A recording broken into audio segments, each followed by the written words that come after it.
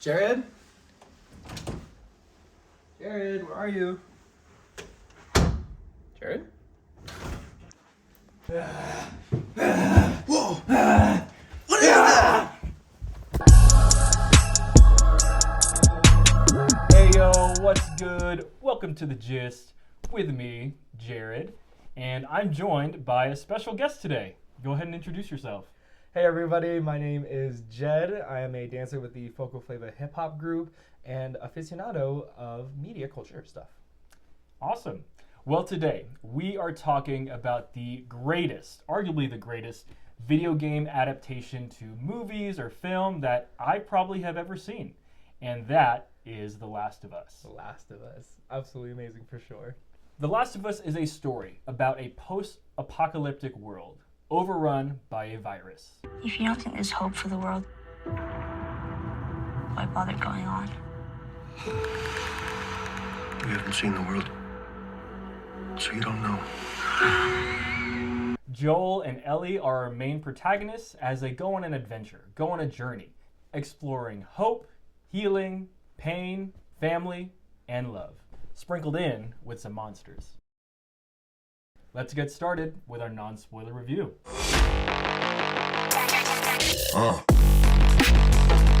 Jedd, I really think this show is absolutely incredible. Like I was talking about earlier, I know I've texted you so many times about how impressed I was with this adaptation.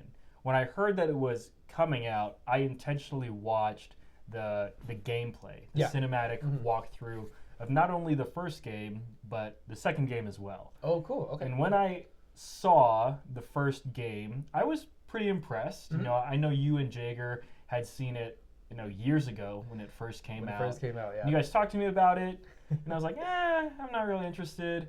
Heard HBO was picking it up. Right. And now, after seeing the show, I'm, again, very impressed with how well they adapted the game, but then also added to things to the game that made the story better. Absolutely, yeah. I can agree with that too. No, the game itself is absolutely amazing. And I don't know, there's always such a reputation with, they're making a movie or show about a video game. No hate to the Halo one, but I mean, it's totally fine. Video game adaptations are always so hard to kind of grasp what the game is about, because what's different about a show versus a video game is that the video game takes you through the story. It helps you relate to the characters. It grows the relationship that you have with them. And you can't necessarily do that in a show too well, I would say, because it's kind of all set in stone, if that makes sense. Like with the game, you don't know what's going to happen next. With a show, it's kind of more so a script. Like in the video game fashion, like in playing The Last of Us, pardon me, I didn't actually play The Last of Us. I watched the game through as well. Shout out to the Rad Brad. It was nicer to see you grow like with those characters together. And so when they put it into a TV show, I know for me, I was nervous with how they're going to do this. And I think you're right. They captured it very well. They stuck to the video game material enough to where you understand like what the video game is about, but then they also expanded upon things outside of it. And that's what was so amazing about this show for sure too. Yeah, I agree. And now that you've seen the entire first season of Last of Us, who would you say this show is for? Like, who would like watching this type of show? Good question. I think, so first off, I think this show is possibly for people, well, definitely for the fans of the game. If you're a fan of The Last of Us video game, part 1 and part 2, you should definitely watch this show. If you're into the zombie apocalypse type of shows, absolutely watch this show too. It's probably also for, I would probably even say, people who just want to, like, a good show. People who enjoy good media. People who enjoy good media like that. I think it's definitely for them too. Because in addition to, just being enjoyable overall, I would even say cinematography, music, scripting, that you can fall in love with the characters so easily.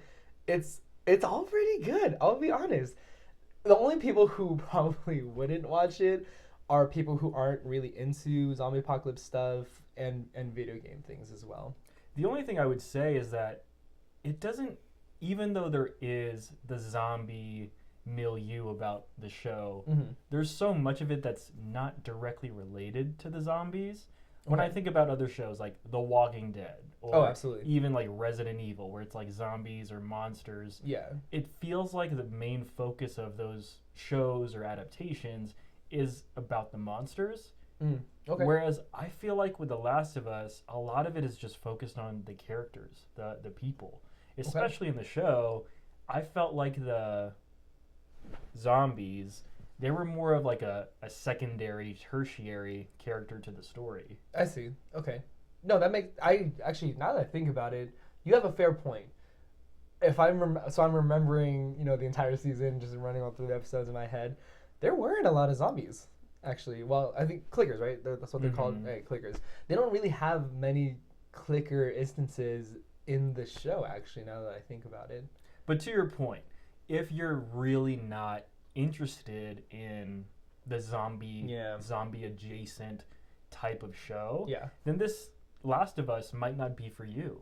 But if you are someone who wants a really compelling story, characters that you buy into, probably not for your benefit, but more so your detriment sometimes, this show's great because it really gets you to buy in. It's a believable premise, a believable world that I think it's pretty hard to execute when it comes to video game adaptations and other shows in general. I see. Yeah.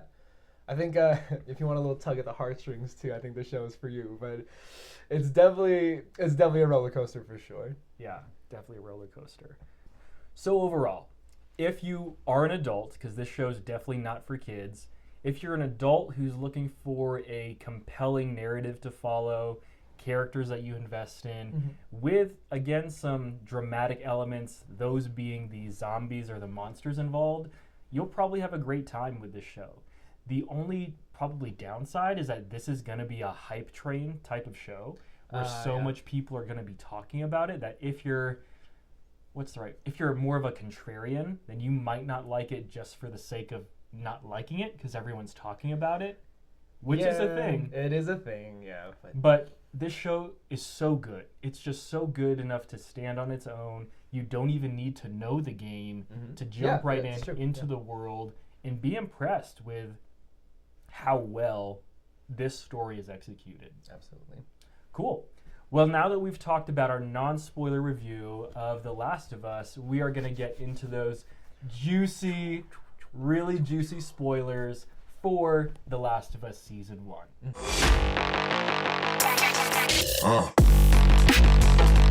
So, Jedd, tell me, what was your favorite moment or favorite episode of The Last of Us Season 1? Oh, goodness. Favorite moment / favorite episode. Okay. Well, okay, let's start out with the favorite episode. Ironically, I think one of my... Oh, gosh. They were all so good. Let me get that out of the way first, ready? I liked how they really explored Bill. Right? With Ron Swanson. No, Nick Offerman. Yeah.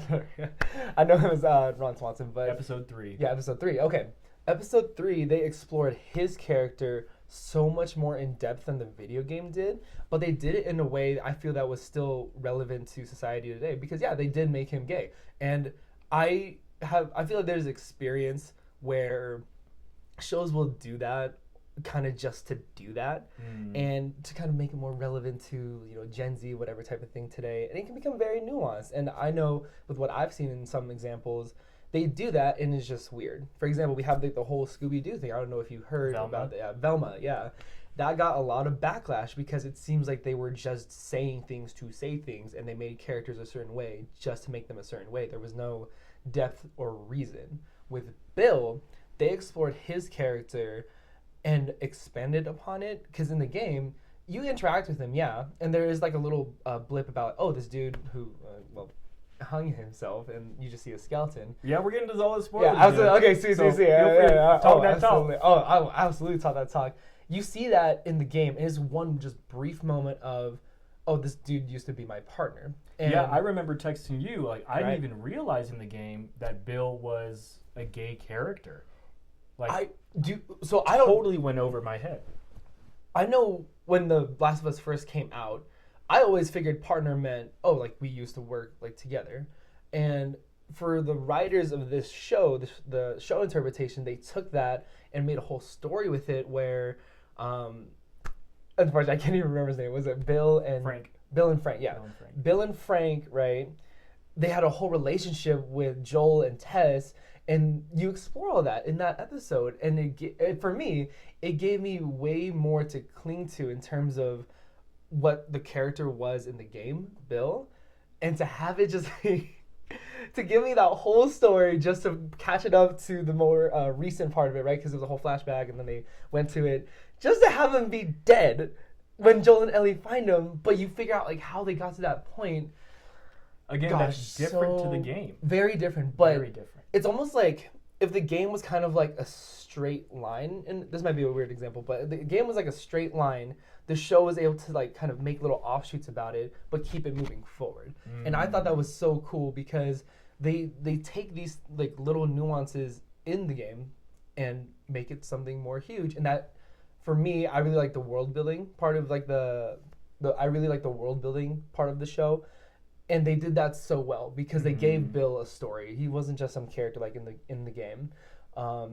Even if we're gonna expand upon more, they even like made things a little bit different with the Henry and Sam characters. Yeah, and we'll get into Henry and Sam because that's my favorite part of the show.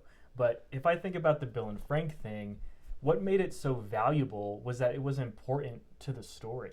I mean, immediately with The Last of Us, we're introduced to, again, an apocalyptic world. There's no hope. I mean, Joel, our main character, loses his daughter that I honestly bought into. Oh, yes. Within the first, 30 minutes, I was like, the first 30 minutes. This girl's like so sweet. She's considerate of her dad. You really believed their relationship. Yeah. And then I know she was going to die.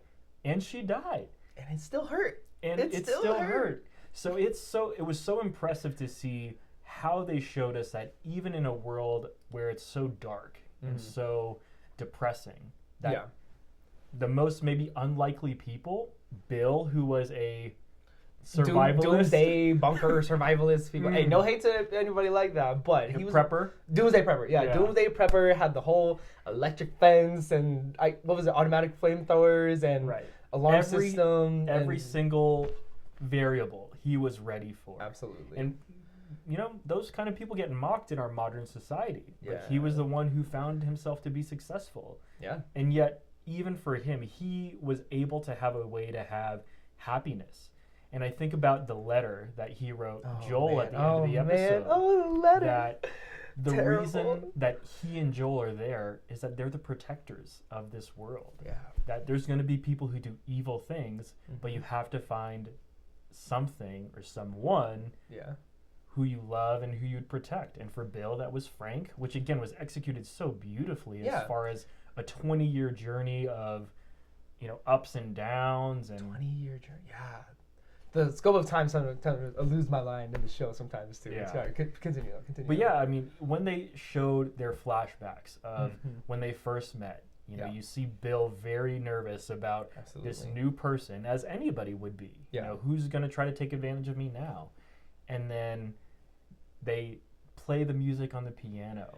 Oh gosh! Oh, that's that. Oh, man. It was such a good episode. They have a meal together, and even though it's, again, it appeals to, you could say that it appeals to a certain demographic. Yeah. As a straight guy, like I was like, dang, like these people love each other, you know? I like how you hit the nail on the head a little bit earlier. You said that Bill was prepared for every single variable, but I just thought in my head the only variable he wasn't prepared for was love.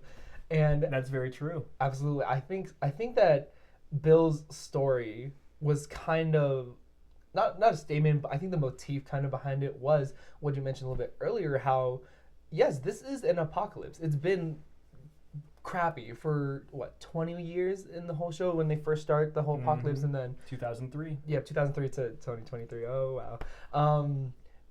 Bill's character, you can see kind of open up more and more as the episode goes on, but that just speaks to how in such an apocalyptic doom and gloom world, humans still want compassion. Humans still want company. They still want to have love, and they want to feel happiness, and no matter how bad things may seem, they want that hope. It's like what the main things, one of the main things that the show is about, hope. Ellie becomes a hope for Joel. Frank was a hope for Bill, and what was cool with Bill, again, you had to kind of like see him like grow into that, and his walls break down. Exactly. He finds that light in the darkness. Right. And then what you said with the letter, the protectors, Joel and Bill are the protectors of the things that can give people hope, especially when we talk more about the last episode, what happens with that hope.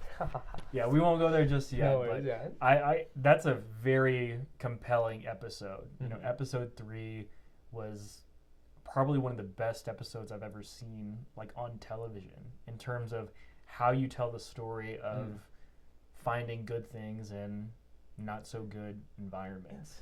And again, too, they just made it so natural. It felt like this was a story, yeah, you're just going to see these two people grow together for the next 20 years or whatever. It just, The Last of Us show did such a good job of making things culturally relevant to things today without being so on the nose. It was just such a nice, it was like a nice story. I almost honestly forgot we were in like a zombie apocalypse show because things were just going so well. But then again, the harsh reality of it is it's not okay, but Bill and Frank being together were able to become okay. Yeah, it wasn't heavy-handed. Exactly. And, you know, when I think about my favorite episode or my favorite moment, I think about episode 5. And that's where we're introduced to the backstory of the brothers Henry and Sam. Oh, no. Oh, my gosh, that episode, too. I remember I literally texted you about, I thought they were going to go a different direction at this part just because of how well, personally, I bought into the Henry and Sam character. You know, you have a brother who's looking over his younger brother, and you have a disabled, you know, Sam is a deaf character. And that was not something that they did in the game. That made for a really compelling story in the show. That you have to communicate via sign language, you know, to your brother, to your family, who doesn't know that part of the experience of the world around them. And, you know, when I think about Henry and Sam, what they did in the show, and again, we're getting into spoilers here, I wanted them to stay alive so bad. When we get to the end and they're having that conversation in the motel, like, hey, we're going to Wyoming, you know, would y'all like to come with us? And I believed, even though I know that in the game that they died, and it was a lot harsher. Yeah, it was. In the game, you don't get the sense that they would be a good team, but that they're just partners in the short term. Whereas I felt in the show, it could have been a lasting thing. They could have made it a lasting thing. Absolutely.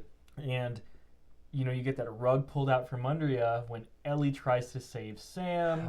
Sam says, can you stay up with me, you know, that I don't... Oh, man. Yeah. That... I don't mean to interrupt, but Go ahead. That whole episode was just...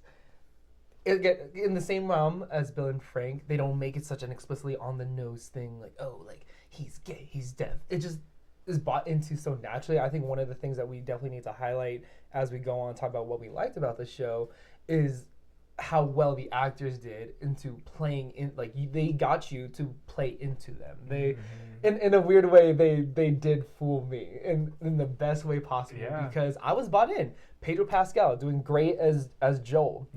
Bella Ramsey doing great as Ellie with the, you know, the little nuances of the game where she has a sense of humor, fun, she's cool. She's like lighthearted in this whole apocalypse world where it's foiled against Joel, who's just a ragtag, roughed up, no hope in the world, whatever, whatsoever. It's great. And with Henry and Sam, I really felt I could see that the care and love that Henry has for his brother and how he's literally doing anything possible.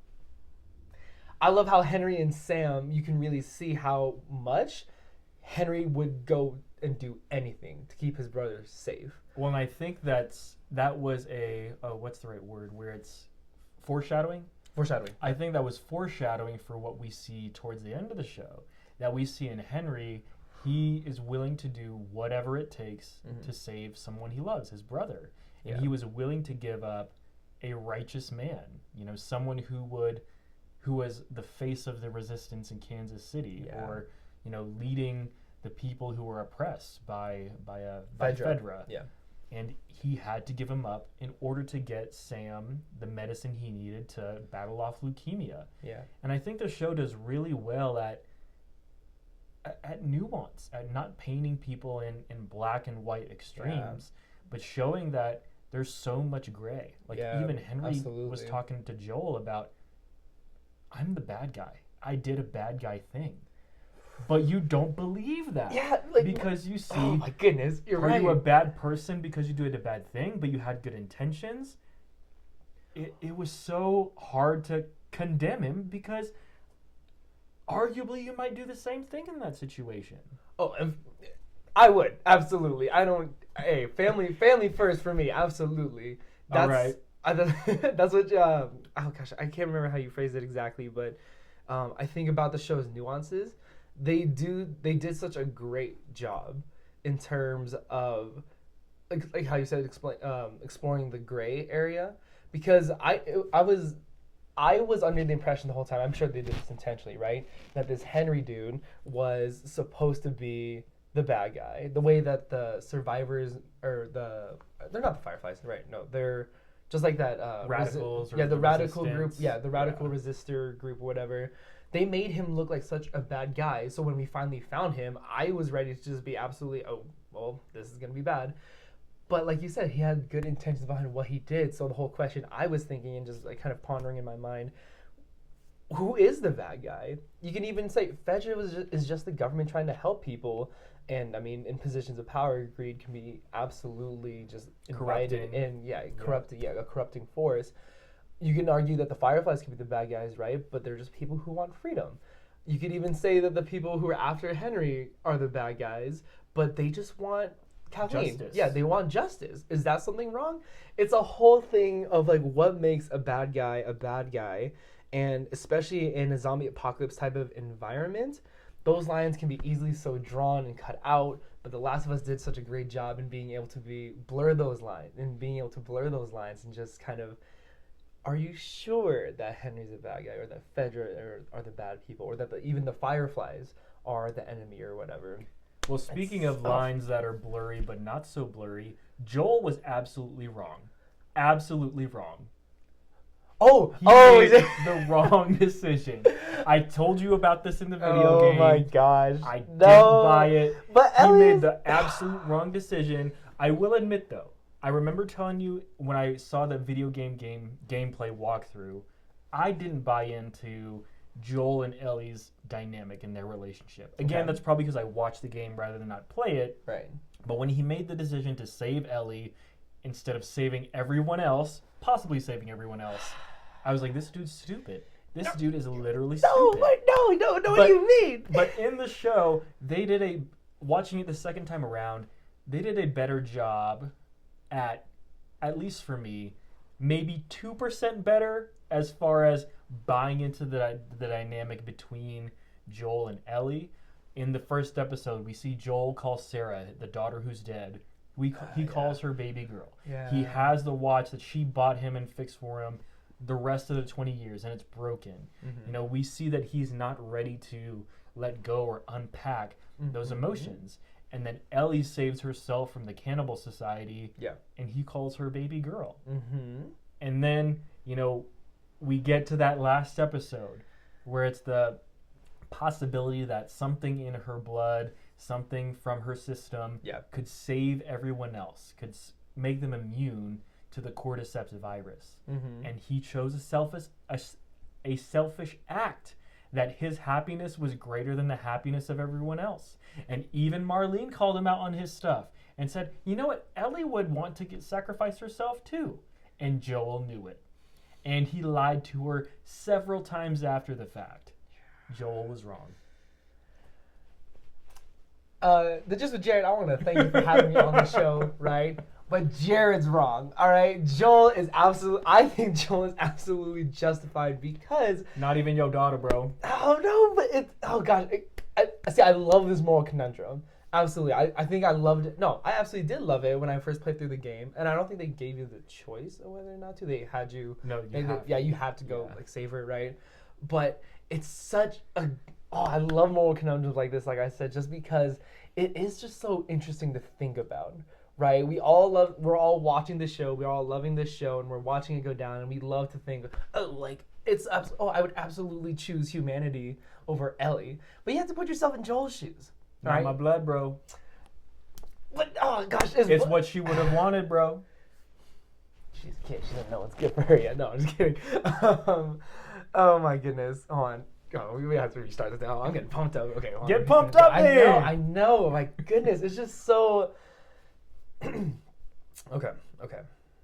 Let's try that again, shall we?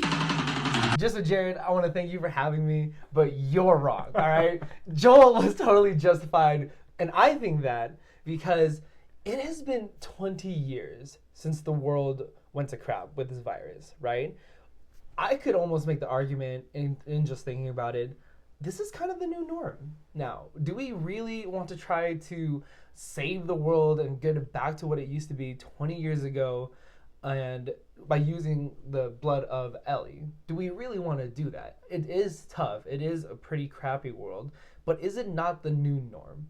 And since Joel's norm in this world has been this doom and gloom, I hate everything type of whatever, and he finally has this hope and this light in Ellie, I think he's justified to have to want to be selfish in that way and keep her alive, even if it's not what Ellie wanted. It's absolutely a fact. Ellie would sacrifice herself to save humanity. Because she said she didn't go this far to back out. Yeah. She wants her life to mean something. And she makes him swear to her life that what he told her about the Fireflies, already having so many other kids to research, that they ran some tests on her and found nothing, he swore to her that was true. Lied straight to her face. It's all based on a lie. I know. That's what makes it so hard, because I understand that and I do get behind that. But it is just so tough because it's hard. As someone who, I mean, I hope everyone's kind of on the same level, but happiness is a priority, right? I mean, is Joel really going to throw away his only type of happiness in this world? To your point, in that last episode, he mentioned that he was going to kill himself. Yeah. The second day of the apocalypse, Yep. he was going to shoot himself, and he missed. He flinched. Yeah. And that even though that Ellie went through something traumatic, time didn't necessarily heal Joel's traumatic wounds. Yeah. Ellie did. Finding someone to protect, like you talked about with Bill and Frank. Oh my goodness, finding someone yes. to love in the world. Even though he had Tess, it wasn't the same as losing his daughter. But that still doesn't justify screwing over the rest of the world. Is the rest of the world worth it to save at this point? I'm just saying. One of the things that kind of clues in with the very beginning, I can't remember what episode it was exactly, but you kind of saw how it went down in Indonesia, right? I don't think they did that in the game. Episode 2. Yeah, okay. They didn't do that in the game. In the game, they kind of just centralize in America, and you don't get to hear about what happened in the rest of the world. But it's great with the show. They kind of expanded on it, and you saw in Indonesia, they kind of had a whole thing in place too. So let's play this game real quick. Let's say Joel made the hero sacrifice and let them do what they needed to do for to get Ellie's blood or whatever it was. Again, I'm a little unsure on how exactly they would do that or whatever. Something from her brain. Yeah. They operate on her brain. Okay. So they take fluid something or out. something. Right. She has to die. Okay. Let's say they do that. How do they get this cure out to everything? What are they gonna do? They're gonna inject every clicker with it? No, the clickers are aggressive on sight. And then you saw the bloater too. You're gonna walk up to that thing and just give the injection or something like that? What is the point of trying to give Ellie's blood for a cure? It wasn't a cure for Not a the cure. already those with the disease, the clicker-fied. It was for those who were trying to survive. Oh, because I see. Okay. it was an immunity thing. So that if you can be like Ellie and be immune, when you come into contact with a clicker, you don't change. Oh, so okay, all you have to do is eliminate the clickers. Then once all the clickers are gone, nobody's susceptible to the cordyceps virus. Okay. You're just susceptible to other crazy human beings. I think the argument still stands. How are you going to distribute this to all the survivors or whatever? We've already seen examples of hostility, right? How many people are gonna believe? How many people are gonna believe in this whole vaccination for the? What are we talking about, Jedd? Back to cordyceps? Yeah. I just think logistically, it wouldn't make sense if like it's noble that the Fireflies were trying to find a, I guess kind of a flu shot, a cordyceps shot or whatever through researching Ellie, but it already seems the resources are bare, distribution is bare. I don't think I wouldn't be able to see it playing out properly for the world if someone or the Fireflies or whatever just kind of started saying, hey, we have a cure now. And so it kind of relates back to my first point. Is it worth it? I don't think so. Humanity's been doing this for 20 years already. Just saying. I think Joel's justified. But I understand where you're coming from. It does make sense. That's the great part about the this great show. Part. I know. That there are so many opinions to be had about the moral conundrums that are presented with a great narrative such as this. I mean, there's so many tie-ins to each episode, like we have talked about, the foreshadowing, the callbacks, even the flashbacks that they do in the episodes. Yeah. Only thing I want to mention is just that in addition to the Easter eggs that are brought up, I really liked how they introduced the voiceover actors from the game into the show. Yes, wait, yeah. And yeah, like Troy, gosh, what's his name? Troy Baker. Troy Baker was the dude that Ellie like hit with a knife. He was great. It was so nice to see him. But even though he was, I think his name was James. James, did you? Oh gosh, do we even want to talk about Easter eggs too, or whatever? Go ahead. What do you gotta say? Every character in like the religion cult episode, I think all of them had like biblical names. David, James, Timothy. I was like, I'm pretty sure those are all books of the Bible. I didn't catch that. Yeah. But that was cool how they brought up like how somebody uses religion to take advantage of people. Yeah, that was.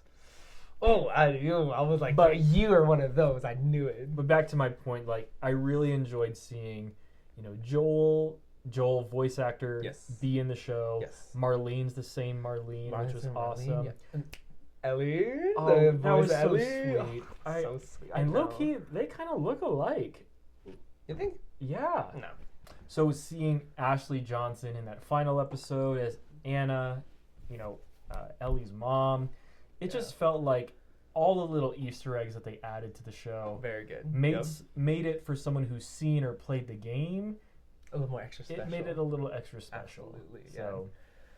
I agreed. No, it was a very fun. Oh gosh, yeah. It was so cool to see Ellie's voice actor in the show. The only thing that I could think about as far as like what I disliked or what I didn't like about The Last of Us was towards the last third of the show. We didn't get any zombies. Like we got one zombie in the Riley and Ellie episode where it's flashing back to how Ellie discovered she was immune. That's the only time we see a zombie, and then we never see a zombie or another clicker again. Yeah. So that'd be the only thing for me that the first section, the first chunk of the show was so front loaded with this ominous theme. Yeah. I remember that old lady who was tweaking out and the dog, kind of like a horror. It started out kind of scary. It was spooky, and that was perfect. Yeah. And then you got more clickers or zombies, and then you got the bloater that ripped dude's head off. And real quick, it was about dude. How's dude gonna be all like long hair, military, tacked up, and then just run at it, just like trying to go for something, and then just. I thought that was so like wow. I was like, bro, really? You gonna come out here swinging? He unloaded and, like, full clip. He did. Yeah, no, he did. He was all like military, like strapped up. I was expecting more. Stereotypical macho guy. Exactly, right? Beard and all that kind of stuff, whatever. But then he literally just unloaded the clip, unloaded the mag. I've learned recently it's not a clip, it's a mag. Yeah, unloaded the whole mag and then just off. That's it. Like really, no more of a fight, but. Regardless, still a great time. But to that point, I think if you introduce even the tertiary presence of how violent and how prevalent these zombies are. Even how they changed it from the game. That this isn't an airborne virus. Yeah. This is like a virus that, is, blood transmitted now, but it was transmitted via grain. Yeah. And it got in all the food. yeah. Yeah. Which was great because it's more realistic of an adaptation. Yeah. But I was thinking maybe add 1 or 2 more scenes with clickers. Right. As Joel and Ellie are going on their journey so that we still know that they're a problem. Yeah. Versus they get to their end destination in, Fort Collins, Colorado. Hey, shout out to the University Go of Rams. Go Rams. Eastern Colorado, Eastern, aka Colorado State University. Yep, go Rams. But they arrive to their destination, Like almost like problemless. Like there was Yeah. no hitches at all with the clickers. And I feel like I remember them saying something in the show that the clickers just aren't in areas with a lot of people because or that's maybe kinda it's what it was. environmentally based Something too because like it was that. cold. Yeah. But I don't know. I feel like if there were to be anything I didn't like about the show, it would be the lack of clickers towards the end. Just because you still want the zombies to be a presence in a zombie show. Yeah. Especially when you introduce the idea that there's an underground system of connection because the fungus has tendrils going throughout nature. Where they can just like hear. Yeah, right, where they can yeah, I remember hear that from scene miles too. away and send clickers. That was really interesting, and the fact that they weren't there for the latter section of the show was the only thing that, again, it's nitpicky, but I wish there would have been a little more clickers towards the end. Talk, bro. It's great. No, I agree, and I like that you bring up this part about what you dislike about the show because that is true. I was under the impression it would be a zombie show, and obviously in the video game you fight clickers all the time because it's a zombie game. But I feel in the show they did kind of take the route more so of exploring the narrative and depth of the characters, correct, as opposed to the environmental threat. And hopefully, like that's something that they can kind of, rectify. Yeah, good word. So hopefully that's something that they can rectify. Hopefully with the upcoming like season 2 or season 3. But as you bring up something that you disliked, I want to as well. I kind of disliked how uncreative it was in terms of in the game. One of the mechanics I really enjoyed watching was how they made bombs out of nails or something, or you improved your weapons. Yeah, improved weapon. You made like some type of melee weapon too. In the show, they do just stick with guns and they have a knife. It's primarily looting based, where you find something on someone else. Yes. Then you utilize that until you can't anymore. Right. I would have loved to see some more creativity that you get from Joel in the game translated into the show. I don't know exactly if everyone else would be down to kind of see some like tinkering and like making this bomb or whatever, but I remember just seeing that in the game and kind of falling in love with that aspect of it because it gave me a survivalist type of feel to the game, and it made you really think that you have to scrounge around for resources and make do with whatever you have. And in the show, I didn't get that too much, and that was something that I feel could be definitely captivating for the audience because I can't even remember Joel's origin story exactly, but he was in the military, wasn't he? I don't know. I think that's a little unclear. Because in episode 1, we see Tommy come to pick up Joel since they're contractors, and we see a sticker. We think it's on Joel's truck, but Tommy's the one who joined the military. And in other episodes, Joel talks to Ellie about Tommy and how Tommy was a joiner and he was really interested in saving the world. So I was a little conflicted or confused as far as if both of them were in the military or just Tommy was. Because I find it a little hard to believe that if Joel was in the military, he'd speak on it in not as glowing terms. That makes sense. Yeah, when they were in the... That's a thing where, or something. People in the military get screwed over by their government for sure. Yeah. So it's possible, but I would say he's clearly had some type of combat-related experience. Yeah, right? And...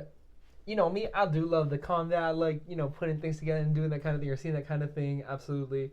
I would have liked to see that more in the show because, again, it would give more of a survivalist feel as opposed to, like, the looting and just kind of, like, finding stuff kind of luckily or whatever. Mm-hmm. If I could see Joel go off with like a 2x4 with like spikes in it, that'd be so cool.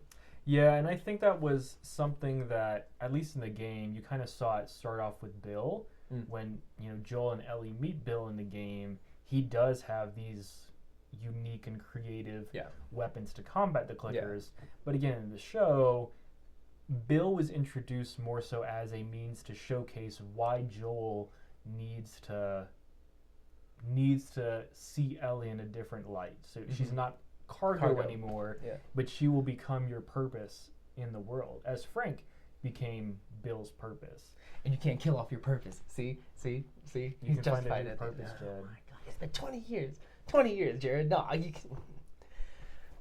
Sorry, I'm still stuck on that part, but it's fine. No. I think, the creativity it is a little bit more. I think if I remember this right, the creative part is a little bit more aligned with Bill, and since Bill had an arguably lesser role in the latter half of the show, I can understand like why the kind of creativity would go down. But even in like the beginning of the show, do you remember the scenes where it's Ellie, Tess, and Joel in like the Boston State House or something, and that's where we encounter the clickers for the first time? Yep. I remember in the game there was a mechanic where you could use something to like distract like from the sound, as opposed to like having to like throw a brick, throw a bottle. I did not see that. Did not happen in the show. Right, nope. And that's if 20 years no one's thought of like to do that or whatever. A little hard pressed to say that's something. Again, amazing show, but if we could have more of that, I would be even more content. Correct. No show's perfect. Again, these are pretty minor gripes to an overall spectacular show. Absolutely right, and mine is even more so specifically if you played the game. I think you can watch the show without having played the game. Oh, absolutely. Right. Yeah. And that's just a gripe from a gamer. So that's just me and all my other gamer friends out there.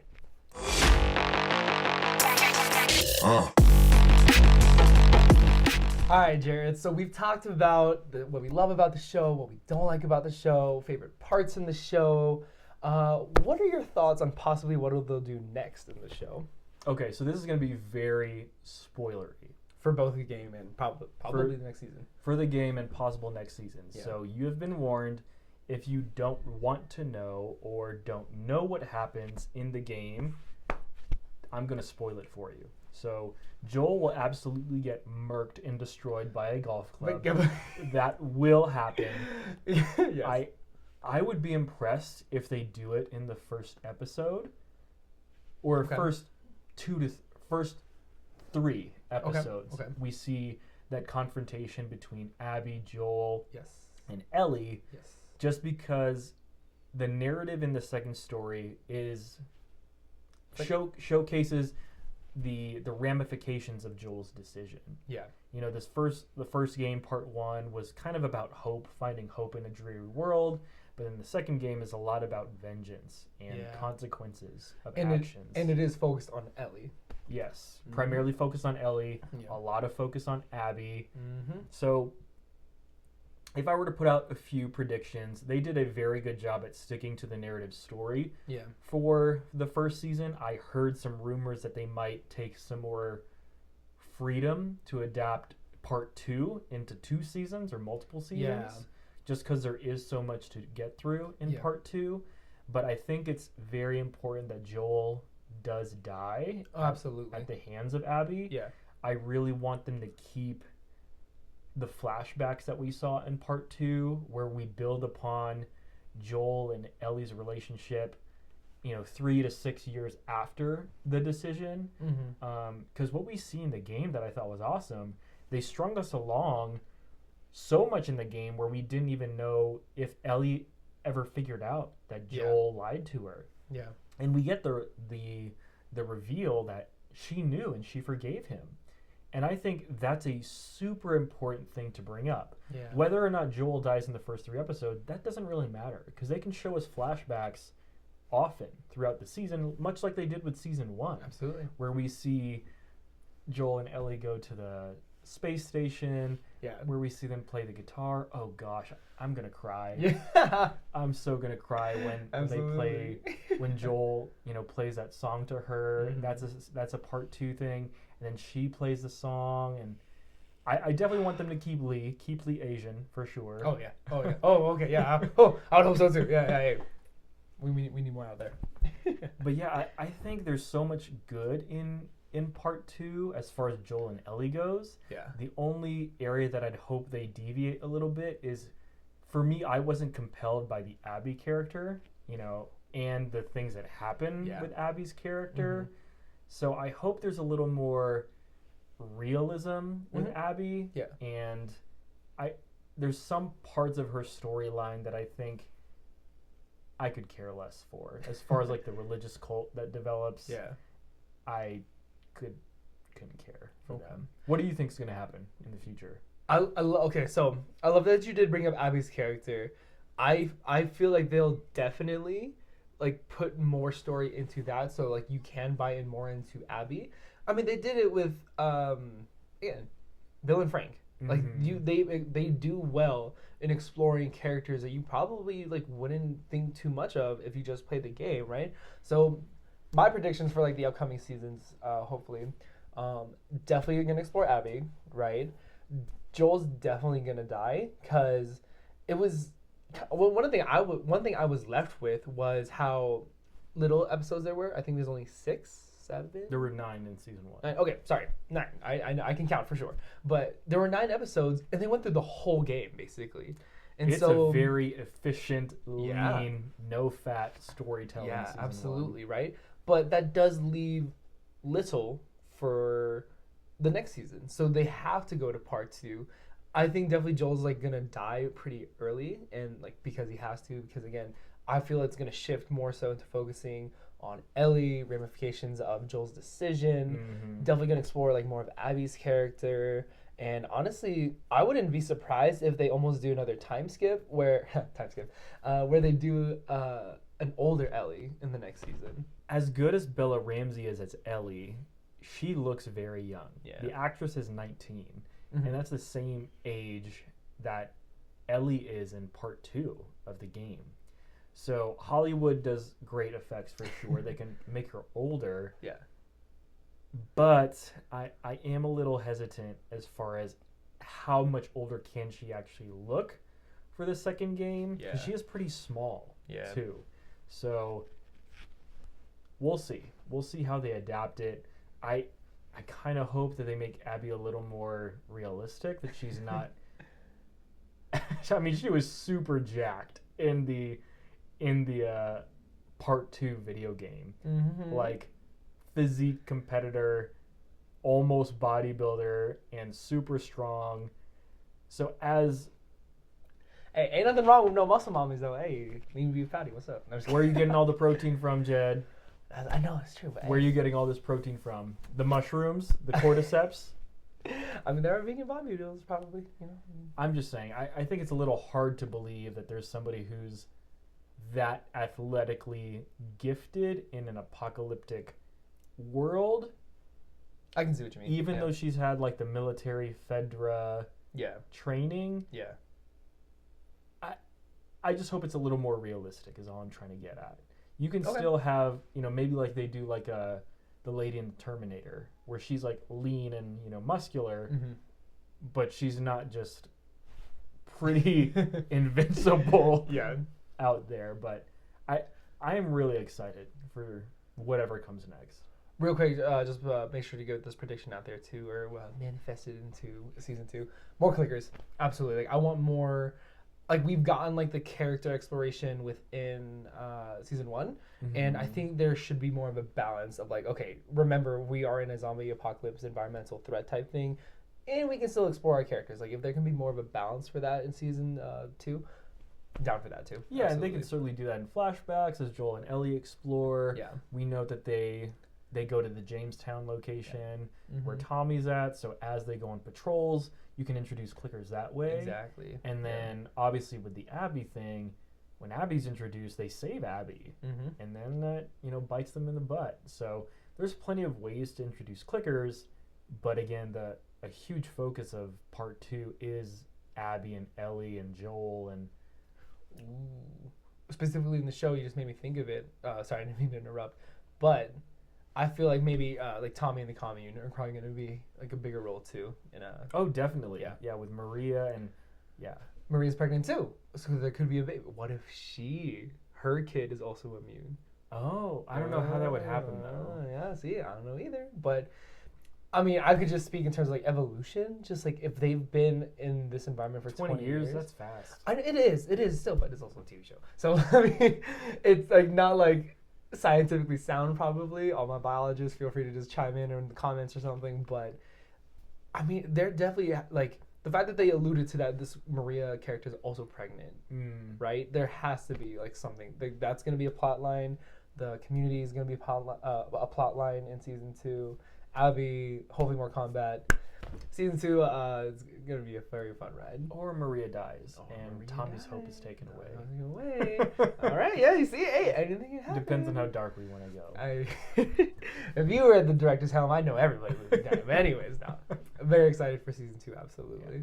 So, overall, again, The Last of Us is an incredible adaptation from a video game that you actually don't need to play the video game to understand the story. Yeah. As we talked about before, the show does a great job at world building, creating a real environment, a real premise with real stakes, characters that you deeply buy into, that you're going to get the rug R.I.P. Henry and Sam.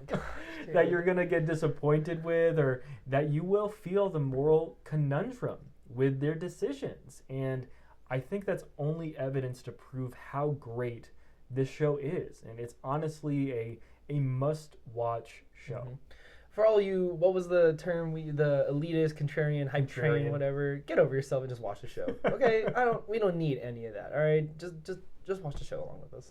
And that's the gist of our non-spoiler review and our spoiler discussion for The Last of Us Season 1. I got to thank Jedd over here for joining me on our discussion today. Jedd, where can the people find you?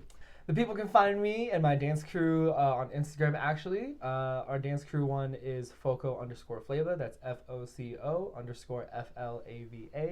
And you can find me on Instagram as well, Jedd_DelsReyes20. Just for Jared, I just want to thank you again so much for having me on the show to talk about The Last of Us. Amazing show. I love talking about it. Let's hear all your thoughts in the comments too. And, with season 2 coming up, you haven't seen The Last of Us yet. Oh, jeez. Come on.